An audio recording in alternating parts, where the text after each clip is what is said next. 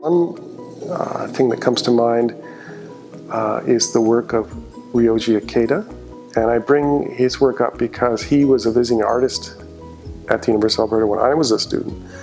And he produced work in the print shop, in the undergrad print shop when I was a student. And to see the artist, of that caliber working was, again, super inspirational.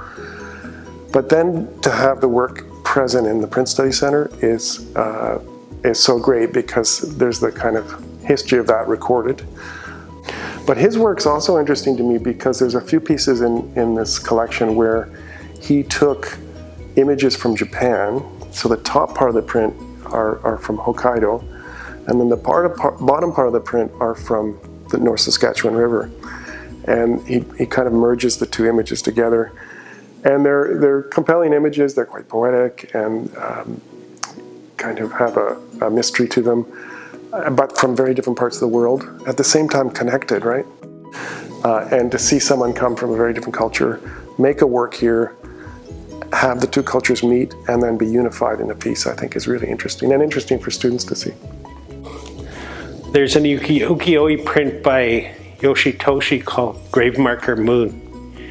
Well, the story is that this woman, she was the most beautiful woman in Japan, and she had all kinds of suitors.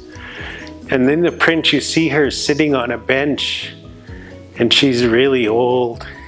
And yeah, I guess this print depicts about when she was old, and she's thinking back about her life and how things are so different now that she's older and she's not the beauty that she was when she was in her prime.